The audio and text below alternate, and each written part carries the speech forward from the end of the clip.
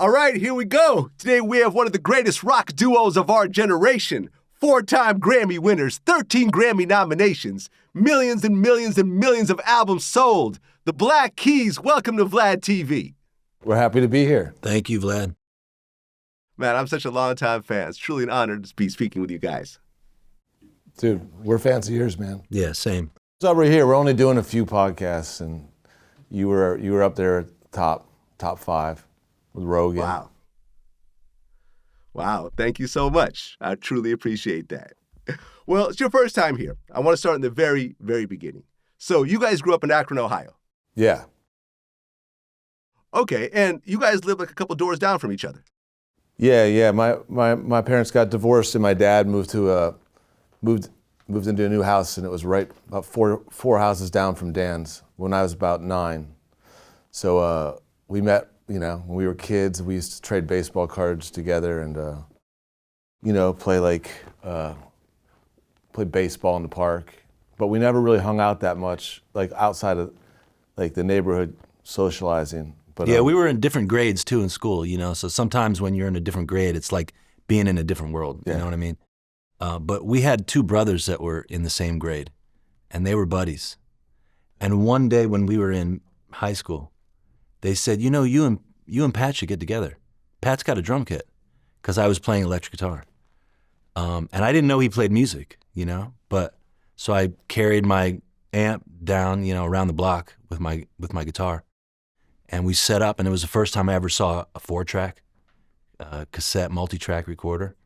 And that was it, man. That's how we started.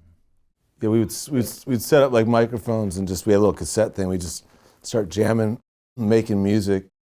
We had no idea what we were doing. No, but the crazy thing is that the reference points we had musically, it was like I was listening to one thing, Dan was listening to the other thing, but the 2 similarities that we had was like there's this blues guy, R.L. Burnside, and then there was Wu-Tang Clan. And those are the 2 things that we both were listening to. Other than that, it was like pretty much completely separate.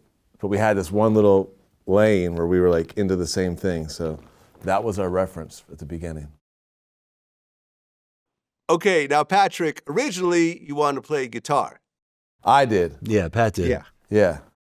Exactly. I had a guitar, yeah, exactly. Okay, but then you were working at a health food store, and that all changed. Yeah.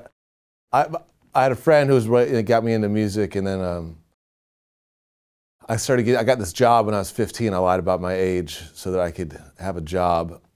Well, you had to be 16. And I worked all summer, and my mom made me save half my money, but the other half I could spend. So I bought a drum set, I bought a bass, I bought all this stuff so you could start a band. But my idea was that people would come to my house to jam, and they would play those instruments so I could still play guitar. But the minute Dan came down to my house, he was better at guitar, so I had to start learning the drums. Well, wasn't there a situation, though, where you chopped off your pinky? Yeah. I was that was another thing, yeah. I was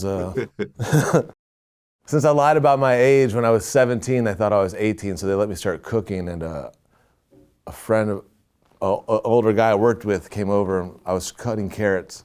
And he's like, "Dude, you got to check this out." I was like, "What?" I'm like in the middle of cutting, and he pulled this thing out of his back pocket. This is like '97, so still, these things existed. It was like a porn catalog, and it was all midget porn. And I just like sliced the pinky. I didn't even know I did it. I just was like, what the fuck?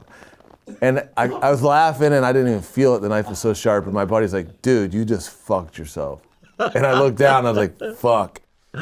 And dude, I had to drive myself to Rapid Response, and like I got there, and they're like, "How'd you do this?" And I was like, fucking lying, because I didn't want to get in trouble.